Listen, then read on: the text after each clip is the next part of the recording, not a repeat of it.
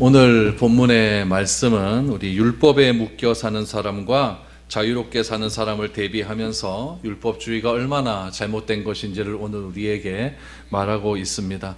오늘 잘 들으셔야 됩니다. 잘 들으셔야 율법주의를 바울이 비교하는 거, 비유하는 거, 또 우리 복음주의를 비유하는 것을 우리가 정확하게 우리가 좀 알 수가 있습니다. 우리 4장을 시작하면서 바울이 말하는 것은 무엇이었냐면 하나님과 우리와의 관계는 공적인 관계가 아니라 아버지와 아들과의 관계였다라고 말을 하죠. 그래서 우리 4장 19절에 보니까 갈라디아 교인을 향하여서 호칭할 때 나의 자녀들아 라고 호칭하지 않습니까? 그래서 그리스도의 형상이 이루기까지 해산하는 수고를 아끼지 않겠다라고 바울은 그렇게 갈라디아 교인들을 향한 애정을 말을 했습니다. 그래서 아버지가 자녀를 향한 마음을 가지고 바울은 오늘 본문에서 두 부류의 자녀를 소개합니다. 여러분, 이런 대비는 어떤 대비와 같냐면은 종교에 묶여 사는 사람과 또 신앙 안에서 자유롭게 사는 사람, 이 두 가지를 여러분 비교하면 참 좋습니다. 여러분, 종교에 묶여 산다라고 하는 것은 무엇을 의미하냐면은 하나님에 의해 구원받는 것이 아니라 내가 나를 구원해야 된다라고 하는 의미와 똑같습니다. 예를 들면 이런 거죠. 여러분, 구원이라는 것을 생각할 때 구원을 꼭 우리가 죽어서 천국 간다 이렇게만 생각을 하면 안 됩니다. 구원이라는 것은 무엇이냐면은 여러분, 가난한 자가 그 가난에서 해방되는 것, 이것도 구원이에요. 병든 자가 병에서 해방된 것, 이것도 구원이에요. 자녀가 되게 말 안 듣는데 말 잘 듣는 아주 정상적인 자녀가 되었다, 이것도 구원이란 얘기죠. 그럼 여러분, 종교에 묶여 사는 사람들을 보십시오. 우리 애가 뭐 큰 시험을 앞두고 있어요. 그럼 종교에 묶여 사는 사람을 어떻게 하느냐? 갓바위 가죠. 갓바위 가서 열심히 기도합니다. 기도해서 걔가 기도를 열심히 하고 그러면은 우리 아들이 잘 될 것이다 라고 얘기를 하죠. 그러면은 내가 열심히 기도함을 통해서 아들이 잘 된다라고 하는 개념은 뭐냐면은 내가 나에 의해서 구원받는다는 얘기죠. 맞죠? 하나님이 주신 것이 아니라 내가 열심히 기도하면은 된다라는 거죠. 그렇죠? 내가 열심히 3000번제를 드리고 내가 열심히 부처님 앞에 가가지고 뭐 10번, 1000번, 10,000번 이렇게 절하면은 이루어진다. 옛날 우리 어머니들 저기 아들 과거 보러 가면은 정한수 떠놓고 막 빌지 않습니까? 그래서 그만하세요 어머니 힘들어요. 그러면 내가 이렇게 빌지 않으면 우리 아들이 장원급제해 이런 말 하잖아요. 그러니까 이게 종교에 묶여 사는 사람이에요. 내가 무엇인가를 해야만 내가 구원을 얻는다. 내가 무엇인가를 해야만 절대자가 나의 이런 정성을 가르쳐서 나에게 내 소원을 들어준다. 이것이 종교에 묶여 사는 사람이에요. 그러나 자유로운 신앙을 가진 사람은 무엇이냐면은 오늘 우리 집사님 기도할 때도 그렇지만 예수님은 참 포도나무고 우리는 가지니까 우리는 그 가지 곁에 붙어 있기만 하면 되는 거예요. 하나님과 아버지의 관계만 유지만 하면 되는 거예요. 그거 말고 뭐가 또 다른 게 또 있습니까? 없잖아요. 이게 신앙 안에서의 자유라는 얘기죠. 그래서 오늘 본문에서 나타난 이야기는 뭐냐면은 종교에 묶여 사는 사람이 있고 그렇지 않은 사람이 있다는 거예요. 종교에 묶여 사는 사람은 뭐냐면은 내가 예수님에 의해서 구원받는다는 것을 알겠어요.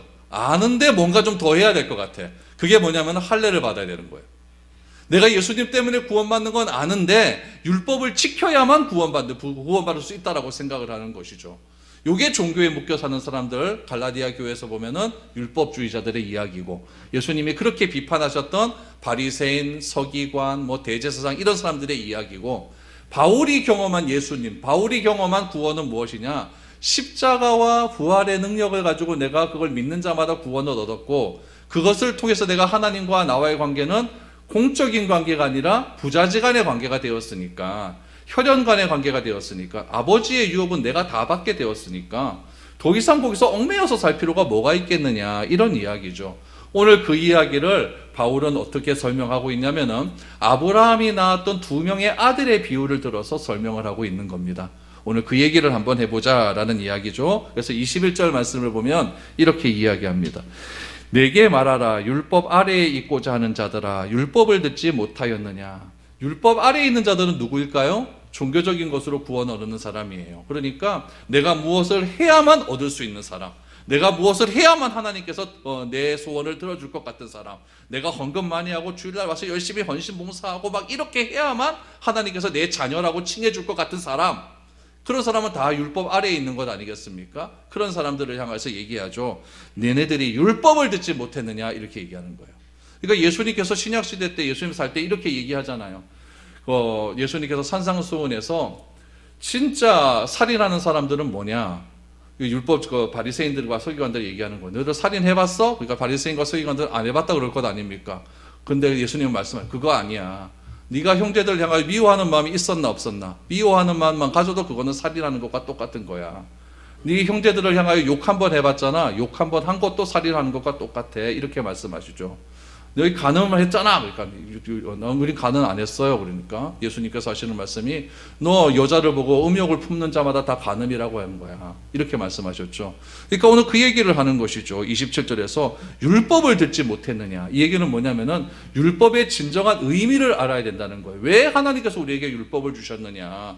어떻게 하는 것이 하나님과 아들과의 관계에서 아들로서 하나님의 아들로서 살아가는지를 사람들이 잘 모르니까 이렇게 사는 것이 하나님의 아들로서 사는 거다라는 것을 알려주기 위함이죠. 이게 그러면 거꾸로 되면 안 되는 거예요. 이렇게 살았기 때문에 하나님의 아들이 된다가 아니라 하나님의 아들이 되었기 때문에 이렇게 살아야 된다. 이 순서를 정확하게 하셔야 된다는 얘기예요. 이렇게 살아야 되기 때문에 하나님의 아들이 된다는 것은 율법주의자. 그렇죠? 내가 하나님의 아들이 되었으니까 이렇게 하나님의 아들답게 살아야 된다. 이게 바울이 말하는 복음. 이 차이를 잘 기억하셔야 된다는 이야기죠. 무슨 말인지 알겠죠? 이거를 잘 기억하시면서 오늘 본문의 말씀을 보십시오. 그럼 이제 바울이 율법주의를 향해서 얘기하죠. 그럼 율법주의자들, 바리새인들 뭐 이런 사람들을 최고로 우선시하는 사람이 뭐냐면은 아브라함이에요. 아브라함은 믿음의 조상이니까. 그래서 아브라함이 낳은 두 명의 아들의 예를 들어서 설명을 하는 겁니다. 22절, 23절. 기록된 바 아브라함에게 두 아들이 있으니 하나는 여종에게서 하나는 자유 있는 여자에게서 낳다 하였으며 여종에게서는 육체를 따라 낳고 자유 있는 여자에게서는 약속으로 말미암았느니라. 아브라함에게는 두 명의 아들이 있습니다. 아, 목사님 무슨 아브라함에게 두 명의 아들이 이삭밖에 없는데 뭔 소리 합니까? 네, 아브라함엔 두 명의 아들이 있었잖아요. 하나는 이스마엘, 하나는 이삭. 오늘 22절에 보니까 하나는 여종에게서 이스마엘의 엄마가 누굽니까? 하갈이죠. 그렇죠? 하갈이죠. 그러니까 하갈. 그러니까 하나는 여종에게서 낳고 하나는 자유 있는 여자. 자유 있는 여자는 누구를 가리키냐면 사라를 가리킵니다. 사라. 그러니까 여종과 사라. 딱 대비가 되잖아요. 여종은 주인의 아래에 있는 거죠. 주인이 시킨 대로 해야 되니까. 자유 있는 여자, 이거는 뭐 자기 얽매여 있는 것이 아무것도 없는 안방 마님이죠. 그렇죠? 그래서 이렇게 냈는 거예요. 거기 낳는데 여종은 육체에게서 낳고 이 하갈은 하나님이 아브라함의 약속을 딱 던져주셨어요. 너한테 자녀 하나 줄게. 근데 아기가 안 나오는 거예요. 안 되니까 이 사라가 자기의 몸중이었던 여종 하갈을 아브라함에게 줘서 둘과의 관계에서 아기를 놓게 했잖아요. 그러니까 그건 육체의 관계에서 나온 거잖아요. 그래서 육체에게서 낳고 하나는 자유 있는 여자에게서 약속으로 말미암았느니라. 아브라함이 100살 되고 사라가 경수가 끊긴 그런 날에 아무리 도저히 이거는 뭐 우리 사람의 능력으로 아기를 못 놓는 그런 거였는데 그 아기를 못 놓는 그런 때에 하나님께서 이삭에게 아브라함과 사라에게 아기를 딱 주셨잖아요. 그게 이삭. 그러니까 이 여종에게서는 육체로 낳고 자유 있는 여자 사라에게서는 약속으로 말미암아 이삭을 낳았다. 오늘 이 얘기를 하는 거죠. 그러면은 이 여종은 누구를 가리키겠습니까? 여종은 주인의 아래에 있으니까 율법을 가리키는 거고 그 여종에게서 난 이스마엘도 율법을 가리키는 것이고 또 반대쪽 자유하는 여자 사라, 이삭 요거는 하나님께 믿음으로 말미암아 구원을 얻는 사람들 이렇게 가르친다라고 이렇게 두 부류를 딱 여러분 기둥을 정하시고 그렇게 오늘 말씀을 들으면 좋습니다. 그러니까 이삭은 가만히 보니까 이삭이 태어난 원인이 되는 것이고 과정이 되는 것이고 결론이 되는 거예요. 그러니까 이삭에게 있어서는 약속이 중요한 것이고 이스마엘에게 있어서는 자기 마음대로 했다. 이것이 중요하다는 이야기죠. 그럼 어떻게 되었을까요? 22절에서 24절에서 26절입니다. 이것은 비유니 이 여자들은 두 언약이라 하나는 신의 산으로부터 종을 낳은 자니 곧 하갈이라. 이 하갈은 아라비아에 있는 신의 산으로서 지금 있는 예루살렘과 같은 곳이니 그가 그 자녀들과 더불어 종노릇하고 오직 위에 있는 예루살렘은 자유자니 곧 우리 어머니라. 여러분 대충 이해는 되시는데 이게 좀 헷갈리게 적어놨어요. 유대주의자들은 모두 하갈에서 태어난 이스마엘의 후손이다 이 얘기예요.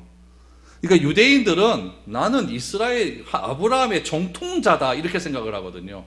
그러니까 아브라함, 이삭, 야곱, 요셉 이렇게 이어지는 정통 라인이 있지 않습니까? 이 정통 라인에 유대인들은 있다라고 생각을 하는 거예요.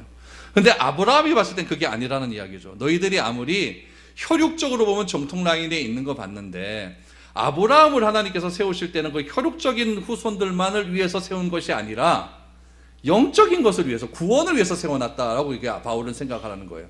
그래서 바울이 아브라함이 믿음으로 의롭게 되었다. 그러니까 아브라함이 할례를 받았기 때문에 의롭게 된 것이 아니라 아브라함이 하나님을 믿었기 때문에 아브라함은 의롭게 된 것이고, 그 의롭게 된 증거로서 할례를 베풀었으니까 이 아브라함은 혈육적인 그런 정통성뿐만 아니라 영적인 정통성도 있다라는 이야기예요. 그럼 유대인들이 생각할 때는 어떻게 하느냐? 우리는 혈육적으로도 아브라함의 후손이고 영적으로도 아브라함의 후손이다, 이렇게 생각하는 거예요. 근데 바울은 아니다라는 이야기죠. 너네들은 육적으로 아브라함의 후손은 많기는 많지만 아브라함의 후손은 그것만으로 되지는 않는다라는 이야기죠. 그래서 오늘 바울은 이야기하는 겁니다. 모두 너네들은 육적으로는 아브라함에게 태어났지만은 너네들은 그게 아니다. 너네들은 하갈에서 태어났다. 하갈의 후손이다라는 이야기예요. 하갈의 후손으로서 이스마엘을 통해서 너네는 계속됐다는 이야기죠. 그러니까 이 유대인들에게는 뭐가 없다? 정통성이 없다는 이야기예요. 사생아라는 이야기입니다. 여러분, 유대인들에게 있어서 가장 자랑스러운 건 뭐냐면 우리 가문에 아브라함이 있다라는 거죠. 우리 가문에 아브라함, 이삭, 난 거기 혈통이야, 이렇게 얘기하는데 갑자기 바울이 너네들은 아브라함의 후손은 맞기는 맞는데 이삭이 아니라 너네들은 이스마엘이야, 이렇게 얘기해 버리니까 이 유대인들이 확 뒤집어지는 거죠. 얼마나 이게 열받겠습니까? 저희 집도 조상이 있지 않습니까? 서희 장군. 암만 뒤집어도 서씨에서 유명한 사람이 없어. 그래갖고 내가 서희 장군이 우리 조상이야 딱 얘기하고 있는데, 너네들이 무슨 서희 장군이 조상이야? 너희 조상은 서세원이야? 이러면 기분 좋겠습니까? 기분 안 좋잖아요. 안 좋잖아요. 지금 유대인들 생각이 이런 생각이라는 이야기죠. 바울이 이렇게 얘기해 버리니까 진짜 기분 나쁜 거죠. 진짜 기분 나쁜 거죠. 그래서 유대주의자들은 자기들은 우리는 아브라함, 이삭, 야곱의 후손이다라고 하는 거죠. 그러나 그렇게 믿는 건 너네들 생각이고, 진짜 하나님의 생각은 무엇이냐? 너네들은 이삭의 후손이 아니라 누구의 후손이다? 이스마엘의 후손이다. 그러니까 유대주의자들이 얼마나 화가 나겠습니까? 정통성이 없는 하갈로 대표되는 유대주의자들, 제가 아까 얘기했죠. 우리 하갈, 이스마엘은 율법주의자라고 그랬잖아요. 그럼 율법주의자들의 대표되는 건 율법 아닙니까? 그럼 율법은 어디서 받았어요? 시내산에서 받았죠. 시내산에서. 그걸 그 얘기하는 거예요. 이 여자들 사라와 하갈이 있는데, 이 먼저 사라를 생각해 보면은 이 사라로 대표되는 상징하는 것이 율법 아닙니까? 그럼 율법은 어디서 받았느냐? 시내산에서 받지 않았냐? 그러니까 시내산은 어디 있냐면 요즘 말로 하면 아라비아 반도에 있거든요. 이렇게 된데 아라비아 반도에 있는데, 그 아라비아 반도에 있는 시내산에서 너네들이 율법을 받았지 않느냐? 그러면 율법 갖고 그렇게 하나님의 자녀로서 잘 살면 되는데, 지금 뭐라고 이야기하냐면은 이 시내산 25절에 보니까 이 하갈은 아라비아에 있는 시내산으로서, 그렇죠? 율법 받았으니까 지금 있는 예루살렘과 같은 곳이다라고 말을 하는 거예요. 율법을 받았어. 율법을 받아놓고 이 예루살렘과 같은 곳이라고 지금 얘기를 하는 거예요. 무슨 말이냐면은 유대인들은 예루살렘이 굉장히 중요해요. 오늘날도 예루살렘은 성지예요. 그리스도교, 이슬람교, 유대교의 성지예요. 그래서 지금 예루살렘의 성에 시온산에 딱 가보면은 황금돔이라고 하는 이슬람의 사원이 있지 않습니까? 그 사원이 지금 이슬람의 그런 정통 본부로 갖고 있는 거죠. 그런데 예루살렘 그 성지는 보면 세 개수로 이렇게 갈려져 있어요. 그 예루살렘 성전 그 도시도 가보면은 한쪽은 그리스도인들이 거주하는 곳이 있고, 한쪽은 무슬림들이 거주하는 곳이 있고, 한쪽은 유대인들이 거주하는 곳이 있어요. 이 세 개 거주하는 곳 중에 누가 제일 못됐을까요? 그리스도인들이 제일 못됐어요. 유대인들이 그 다음 못해요. 무슬림들이 진짜 착해요. 무슬림들은 이웃사랑하라는 개념을 몸소 실천합니다. 그렇기 때문에 이 무슬림들은 굉장히 이게 그 가격을 흥정을 해도 굉장히 싸게 해주는데, 이 그리스도 있는 유대교 상점에 가면은 이 무슬림 상점보다 한 10배는 비싸게 받습니다. 그러니까 굉장히 그런 차이들이 있어요. 그래서 우리 작년에인가요? 우리 트럼프 대통령이 예루살렘은 우리 기독교다라고 말해갖고 완전히 국제가 난리가 난 여기가 바로 거기에 있는 거예요. 그러니까 예루살렘은 유대인들의 정통성이에요. 우리 민족의 고향이고, 우리 조상들이 살고 있었던 그런 곳이고, 우리 다윗이 살고 있었던 곳이라는 얘기죠. 그런데 이 유대인들이, 율법을 받은 유대주의자들이 지금 시내산에서만 하면 되겠는데, 율법 받은 곳에서 하면 되겠는데, 이 예루살렘에서 지금 그 율법을 실천하고 있다라고 이렇게 이야기를 하고 있는 것이죠. 그래서 유대주의자들의 정통성이 시내산에 있음에도 불구하고 자신들의 정통성이 어디 있다고 주장을 하는 겁니까? 예루살렘에 있다라고 주장을 하는 겁니다. 아브라함과 사라가 하나님의 약속을 믿지 못하고 자기의 힘으로 자손을 낳아 대를 잇기를 원했지 않습니까? 그래서 낳은 사람이 이스마엘. 이것은 하나님의 은혜로 구원을 얻은 것이 아니라 행위로 구원을 얻은 유대주의자들을 뜻하고 있다는 이야기죠. 오직 믿음으로 구원을 얻기 위해서는 무엇을 기다리면 됩니까? 약속을 기다리면 되는 것이죠. 그런데 약속을 기다리지 못하고 자꾸 행위나 할례나 율법을 지켜야만 구원을 얻는다, 이런 것으로 구원을 얻는 것을 바울은 지금 이렇게 비유를 들어 설명하고 있는 겁니다. 그러니까 여러분, 이 비유가 대단한 비유예요. 어느 누구도 이렇게 비유를 한 사람이 없었어요. 근데 바울은 이런 비유를 할 수 있는 이유가 뭐냐면은 자기가 정통 유대주의자에 있었기 때문에 그런 거예요. 그러니까 아는 거죠.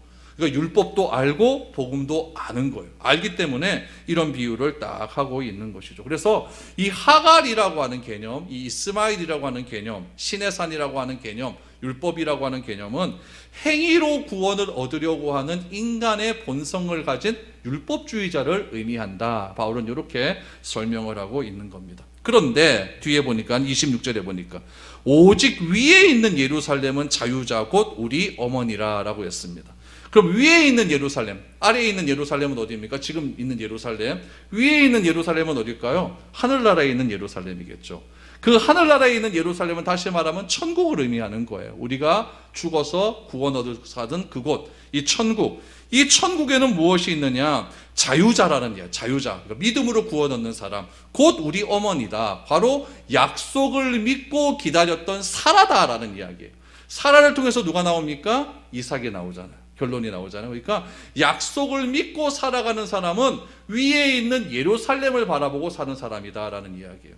여러분, 예루살렘, 위에 있는 예루살렘 지금 눈에 보입니까? 안 보입니까? 안 보여요. 안 보이는데 우리가 위에 있는 예루살렘을 믿고 살아가지 않습니까? 뭘 갖고 믿습니까? 하나님이 우리에 대한 약속을 믿고 사는 거예요. 약속을 믿고. 하나님이 예수가 그리스도라는 사실을 믿으면 구원을 얻는다. 그 약속을 믿고 나는 직접 눈으로는 보지 못했지만은 하나님께서, 예수님께서 약속하셨으니까 그 약속을 믿고 위에 있는 예루살렘을 바라보면서 오늘의 현실의 삶을 한 걸음 한 걸음 살아가는 거예요. 그러니까 위에 있는 예루살렘은 약속 있는 자니 자유 있는 어머니다라고 그렇게 이야기를 하고 있는 것이죠. 그래서 한마디로 정리하면 이것입니다. 믿음으로 구원받았다고 한다면은 사라와 이삭과 예루살렘의 계보를 따라가는 것이고, 그 다음에 믿음 외에 할례나 행위로 구원을 받았다라고 하는 것은 무엇입니까? 하갈과 이스마엘과 시내산의 계보를 따라가는 것이다. 이렇게 여러분 정리를, 두 갈래의 정리를 딱 해놓으시면 오늘 본문의 4장 말씀이 딱 이해가 되실 것입니다. 그래서 계속해서 지금 그 이후의 이야기들, 아브라함 이후의 이야기들 계속해서 설명을 합니다. 27절, 28절 보시죠. 기록된 바 잉태하지 못한 자여 즐거워하라. 산구를 모르는 자여 소리질러 외치라. 이는 홀로 사는 자의 자녀가 남편 있는 자의 자녀보다 많음이라 하였으니 형제들아 너희는 이삭과 같이 약속의 자녀니라. 무슨 말이냐면은 요 기록된 바 그랬을까? 요 기록된 건 어디에 나온 말이냐면 이사야 54장에 나오는 말씀이에요. 요걸 딱 인용을 하는 것이죠. 이사야가 지금 54장에서 말하고 싶은 것은 무엇이냐면은 그리스도와 화해를 하는 거예요. 이 무슨 말이냐면은 제가 오전 예배도 말씀을 드렸지만은 우리라는 존재는 아담이 범죄함을 통해서 하나님과 우리의 관계는 끊어졌어요. 끊어져서 하나님과 싸우게 된 거예요. 싸우게 됐는데 요 싸우는 요 사이에 예수님이 싹 끼어들어서 하나님과 우리를 화해시킨 것이죠. 그렇죠? 요 화해시킨 것을 이야기하는 거예요. 그래서 그리스도를 통해서 화해를 선포하는 거죠. 27절 다시 보세요. 잉태하지 못한 자요. 여기 잉태하지 못한 자는 그때 당시는 아기를 못 낳은 자는 제일 불행한 여자였어요. 그래서 막 소박을 맞고 그러는 거예요. 근데 아기를 잉태하지 못한 그런 여인에게 즐거워하라라고 말하는 거예요. 산고를 모르는 자, 요거는 아기 낳을 때 느끼는 고통 아닙니까? 이건 임신하지 못했다는 얘기 아닙니까? 아기를 낳지 못하는 자, 산고를 모르는 자를 소리질러 외치라는 거예요. 왜 외쳐야 되느냐? 왜 그러냐? 홀로 사는 자녀의 자녀가 남편 있는 자녀의 자녀보다 많음이래요. 여러분, 홀로 사는 자녀, 고아 아닙니까? 그렇죠? 남편이 있는 자녀, 그러니까 지금 정상적인 자녀가 많다는 이야기입니까? 고아들이 많다는 얘기예요? 고아가 많아요. 그럼 이때 당시에 고아가 많은 때가 언제겠습니까? 전쟁이죠. 남편은 다 끌려나가요. 다 끌려나가서 전쟁터에서 다 죽어요. 그러니까 집에 있는 사람은 이 자녀밖에 없는 거예요. 그러니까 지금 요 사대천세는 언제냐면은 이스라엘이 바벨론을 끌려갈 때 그런 상태를 의미하는 거예요. 이스라엘이 바벨론 끌려갈 그 당시에 이스라엘 백성들은 남자들은 다 전쟁터에 끌려가서 아이들은 고아밖에 안 남은 거예요. 그러니까 고아밖에 안 남았으니까 지금 여기 보니까 홀로 사는 자의 자녀가 남편 있는 자의 자녀보다 많다. 그러니까 완전 나라가 폭삭 망한 거죠. 폭삭 망했는데 왜 잉태하지 못한 자 상고를 모르는 자들이 소리 지르고 즐거워 외칠까요? 70년이 지나면 회복될 것을 예언하니까요. 그 70년이라는 기간이 그리스도께서 딱 들어와서 하나님과 이스라엘 백성들을 화해시키는 그런 기간이었으니까. 그러니까 율법을 통해서 우리가 구원을 얻는 것이 아니라 그리스도께서, 예수님께서 하나님과 우리 사이에 들어오셔야만 내가 구원을 얻을 수 있다라는 것을 이스라엘 역사를 통해서 이렇게 설명을 해주고 있는 거죠. 그러니까 이때 뭐 이스라엘 백성들이 한 일이 뭐가 있습니까? 아무것도 없잖아요. 근데 믿고 기다리는 것밖에 없죠. 70년 뒤에 해방될 거라라고 하는 예레미야의 약속을 믿고 이스라엘 백성은 그렇게 기다릴 수밖에 없는 거죠. 그 약속을 믿고 기다렸던 사람들은 즐거워 외치는 겁니다. 이전에 자기들이 하나님께 범죄했을 때 그런 상태는 잉태하지 못하고 상고를 경험하지 못했던 그런 불행한 사람이었는데 약속을 믿고 기다렸더니 어떻게 되었느냐? 내가 고통받는 자녀가 이제 즐거워하고 외칠 때가 왔다라는 것을 이야기하고 있는 것이죠. 정말 바울은 구약에 정통한 사람인 것 같아요. 완전 정통한 사람이에요. 그래서 29절 보십시오. 그러나 그때의 육체를 따라 난 자가 성령을 따라 난 자를 박해한 것 같이 이제도 그러하도다. 보세요. 그때의 육체를 따라 난 자 누구죠? 이스마엘. 성령을 따라 난 자 누굽니까? 이삭. 이스마엘이 이삭 괴롭혔잖아요. 맞죠? 그거와 똑같다는 이야기예요. 지금 갈라디아 교회 안에 육체를 따라 난 자 누굽니까? 유대주의자들. 성령을 따라 난 자 누굽니까? 바울의부터 복음을 받은 사람들. 지금 육체의 유대주의자들이 복음을 받아갖고 믿음으로 구원 얻는 사람들 막 괴롭히는 거예요. 너들 그렇게 해서 구원을 얻는 게 아니야. 율법 지켜야 돼. 할례 받아야 돼. 이런 거 갖고 막 괴롭히니까 이거 지금도 그 상황과 똑같다라는 이야기죠. 여러분, 하갈과 이스마엘이 결국에는 그 사라가 자기 아들 이삭이 이스마엘에게 막 두들겨 맞는 걸 보고 아브라함한테 이르지 않습니까? 쟤들이 우리 약속의 자들을 자꾸 때리는데 좀 쫓아주세요 그랬더니 아브라함이 어떻게 합니까? 그걸 쫓아내지 않습니까? 그래서 이런 과거의 사건을 놓고 바울은 육체를 따라 난 자 이스마엘이 성령을 따라 난 자 이스라엘을 박해했다라는 것을 지금 이야기하고 있는 거죠. 이런 일들이 오늘날 교회에서 일어날까요? 안 일어날까요? 일어나고 있어요. 똑같이 일어나고 있어요. 믿음을 가지지 못한 사람들, 아직까지 어린 사람들이죠. 또 거듭나지 못한 사람, 아직 구원의 확신이 없는 사람들이에요. 그런 사람들은 언제나 참된 믿음을 소유한 사람, 거듭난 사람들을 험담하고 괴롭힙니다. 왜 그러냐면은 꼭 저렇게 11조 다 해야 될 필요 있나? 자기는 안 하면서. 어떤 분들을 보면 진짜 정직하게 하시는 분들이 있거든요. 그런 분들이 다 드러나게 돼 있어 나중에 되면. 근데 그런 거 보고 꼭 저렇게까지 할 필요 있나? 저는 뭔데 저렇게 뭐 주일 한번 나오면 되지 뭐 그래 새벽에도 나오고 수요일도 나오고 뭐 자꾸 그래 싼놓고 하면서 그런다고 뭐 특별한 거 뭐 있나? 이런 식으로 막 험담하고 다닌다는 이야기죠. 그러니까 아직 거듭나지 못하고 율법적으로 그렇게 사는 사람들은 정상적으로 신앙생활을 자기가 나름대로 이렇게 자유롭게 하는 사람들을 하는 행동들을 바라보면서 막 핍박하고 정죄하고 판단하는 일들이 너무나 많이 있다는 이야기죠. 그래서 그런 분들을 보면서 판단하고 막 정죄를 합니다. 그런데 겉으로는 또 어떻게 하는지 아십니까? 우리는 저렇게 믿음의 사람을 본받아야 돼. 이렇게 말을 하면서 뒤에 가서 막 이렇게 막 험담을 하고 이런 일들이 오늘날 교회에서도 많이 있다는 이야기입니다. 그래서 죄인의 특징 중에 하나가 뭐냐면요. 자유를 굉장히 부담스러워합니다. 자유를 부담스러워해요. 그래서 하나님께서 우리에게 허락하신 이 자유를 가지고 굉장히 악용을 하는 그런 일들이 많습니다. 여러분, 우리는 거듭나지 않으면은 자유를 온전하게 누릴 수가 없어요. 여러분 보세요. 어린아이들 이런 애들은 아직까지 인지 능력이 잘 없으니까 그런 애들에게 자유롭게 자유를 놔둬버리면 걔네들은 뭐 사고 칠 일이 분명하게 있거든요. 그래서 미성년자라고 하는 건 뭐냐면은 아직까지 너네들의 행동에 대해서 책임을 질 나이가 아니다라고 하는 거지 않습니까? 그 책임은 누가 져줘요? 부모들이 져주잖아요. 그러니까 우리 교회 안에서도 아직 미성숙한 사람들이 있어요. 좀 어려운 사람들이 있어요. 아직까지 신앙이 뭔지 잘 모르는 사람이 있어요. 그런 사람한테는 어느 정도 이렇게 테두리를 쳐주는 게 중요합니다. 신앙생활은 이렇게 하는 거야. 이렇게 말할 수 있는 사람이 누구겠습니까? 자유롭게 사는 사람들이겠죠. 신앙생활을 잘하는 사람들. 그런 사람들의 삶을 보면서 이 신앙이 어린 사람들은 그렇게 따라가면 되는 거예요. 그런데 따라가면 되는데 따라가려다 보니까 그분의 신앙생활 하는 것이 내가 따라갈 수 있는 범위가 아니에요. 내가 딱 살아가려다 보니까 저렇게 살아가 내가 굶어 죽을 것 같아. 저렇게 살아갈 것 하다가도 내가 뭐 아무것도 못할 것 같아. 이런 생각이 들기 시작할 때가 있다는 얘기예요. 그렇게 되면 그때부터 신앙생활을 잘하는 그런 사람들을 핍박하고 욕하기 시작한다는 거예요. 지금 유대주의자들이 바로 그런 얘기예요. 바울로부터 복음을 받아들여서 잘 믿고 있는 사람들이 있어요. 그런 사람들을 바라보면서 이 유대주의자들은 막 핍박을 하기 시작하는 거죠. 너들 그렇게 해서 신앙생활하면 되겠나, 이런 식으로. 그렇게 했다는 이야기예요. 여러분, 우리가 기억해야 될 것은 세상이 말하는 자유와 교회에서 말하는 자유는 다르다는 이야기예요. 하나님께로부터 오는 자유는 이 땅에 하나님의 계명이 이루어지는 것을 보고 이 세상 속에서 자유롭게 살아간다라는 것을 의미해요. 그러나 세상은 하나님의 계명이 이 땅에서 이루어지지 않았기 때문에 자기 나름대로 법을 제정합니다.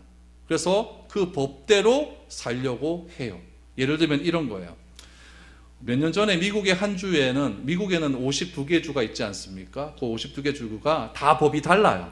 법이 다른데 동성애에 대한 법은 어떻게 되어 있냐면은 반은 찬성이고 반 정도는 찬성하지 않은 데가 많은데 요즘은 점점 동성애 찬성 쪽으로 가요. 어떤 목사님이 한 분 계셨는데 그 목사님은 어느 주에 계셨냐면 동성애 반대하는 주에 계셨어요.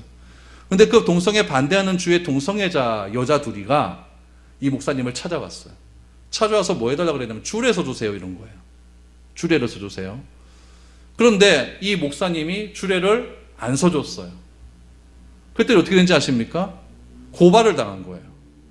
고발을 당해갖고 왜 동성애자들한테 주례를 안 서주느냐 이렇게 고발을 당해가지고 벌금을 3만 불을 받았는데 이 목사님이 그렇게 뭐 돈이 많은 목사님이 아니었나 봐요. 아니어가지고 계속해서 다달이 이자가 붙기 시작을 하는 것이죠. 그래서 교회에서 모금운동을 해갖고 그걸 한번 대준 적이 있어요. 이런 법이라는 것이 왜 필요했냐면은 하나님이 주신 법이 있는데 그 법을 우리 인간들이 다 지키지 못하니까 지들끼리 법을 만들어버린 거죠. 그래서 이것대로 살아라라고 했는데 여러분, 이것이 결국 우리를 억압하고 제압하고 우리를 굉장히 핍박하는 그런 법이 되는 경우가 있다는 이야기예요. 그래서 동성애 같은 거 찬성하고 요즘 차별금지법 요즘 막 문제가 되지 않습니까? 이런 것들 중에 하나가 뭐냐면 제가 이런 말하면 잡혀 들어가는 거예요. 동성애자를 막 그냥 뭐 부인하고 막 그들에게 차별을 대했다고 잡혀 들어가게 되는 것이죠. 길거리에서 복음 전하는 사람이 얼마나 많습니까? 복음 전할 때 예수 믿으면 구원받아 요 말 때문에 잡혀 들어가는 거예요. 모든 종교에는 구원이 있는데 왜 교회만 구원이 있다고 말을 하느냐.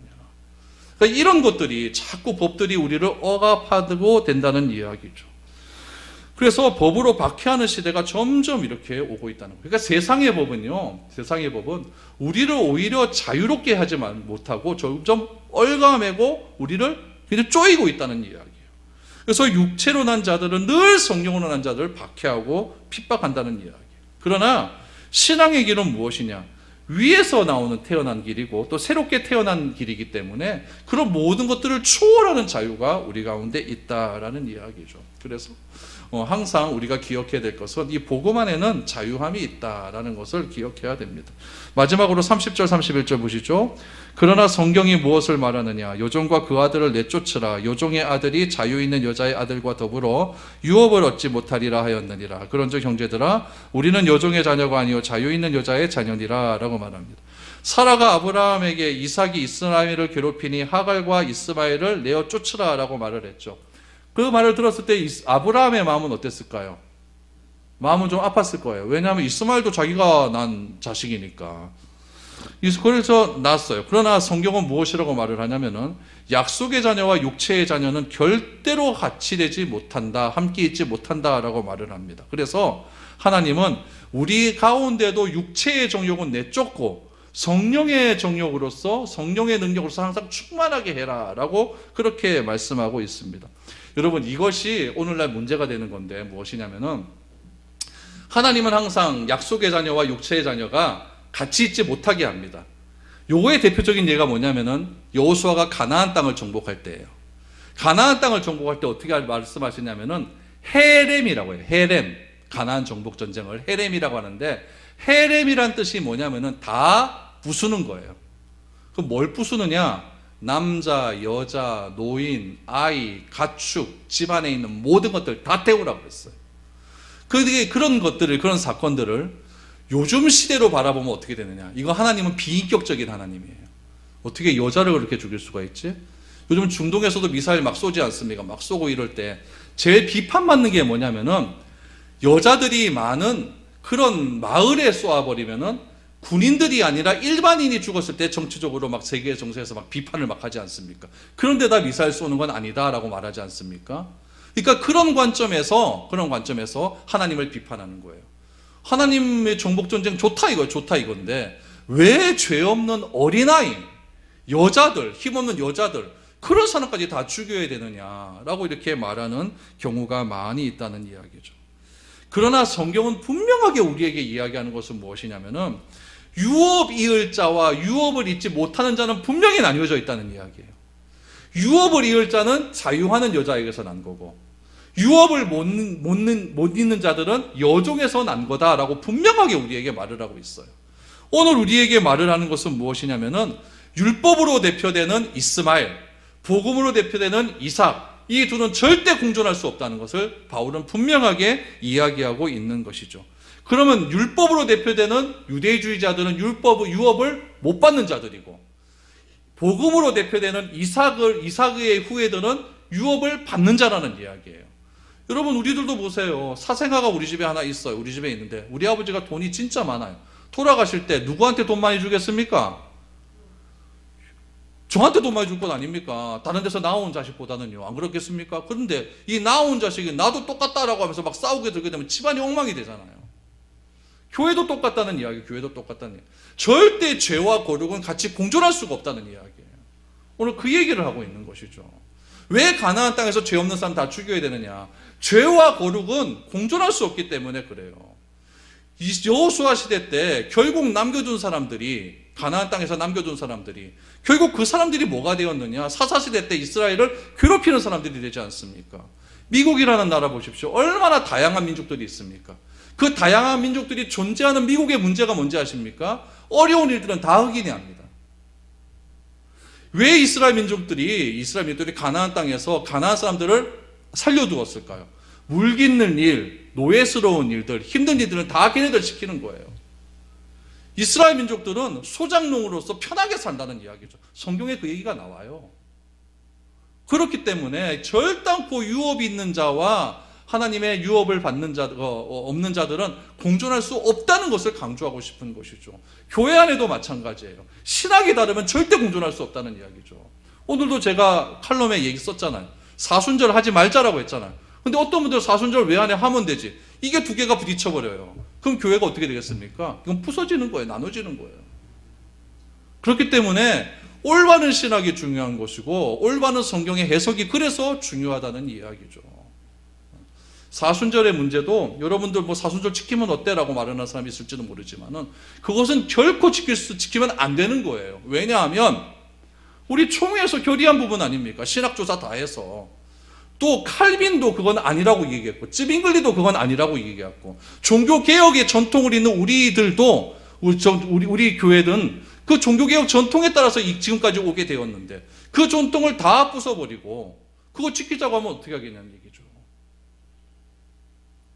왜 종교개혁이 일어났냐면 카톨릭의 전통을 부수려고 일어났어요. 근데 카톨릭 전통에서 사순절이 시작됐거든요. 근데 왜 그걸 지키려고 하는지 모르겠어요. CBS고 극동방송이고 왜 그걸 그렇게 강조하는지 모르겠다 이 얘기죠. 우리 총회에서도 그거 하는 교회 굉장히 많습니다. 왜 하는지 아십니까? 뭔가 이벤트를 해야지 성도들이 살아난다고 생각하기 때문에 그런 거예요. 그건 아니에요. 거기서 자유하자는 이야기예요. 꼭 40일 동안 뭐 묵상을 해야 우리가 뭐 주님의 자녀입니까? 그거 아니에요. 그거 아니에요. 그러니까 그런 데서 너무 얽매이지 말고 우리가 하나님을 사랑하는 하나님이 나의 아버지라고 하는 그 사실 하나만으로도 내가 기뻐하고 감사하고 우리 나에게 아버지가 있다고 하는 그 존재만으로 감사하고 찬양하며 살아가는 것이 진짜 신앙의 능력이다라는 것을 바울은 오늘 우리에게 말을 하고 있는 것이죠. 여러분, 우리가 바알에게 무릎 꿇지 않는 7,000명의 사람이 될 수 있기를 바랍니다. 그래서 자꾸 세속화되어져 가는 이 교회 속에서 바른 신학, 바른 믿음을 가지고 그렇게 살아가셔서 우리가 우리의 도움은 천지를 지으신 여호와 하나님밖에 없다라고 하는 그런 믿음을 가지고 그렇게 우리가 믿음을 가지고 살아갈 수 있는 저와 여러분들이 될 수 있기를 바랍니다.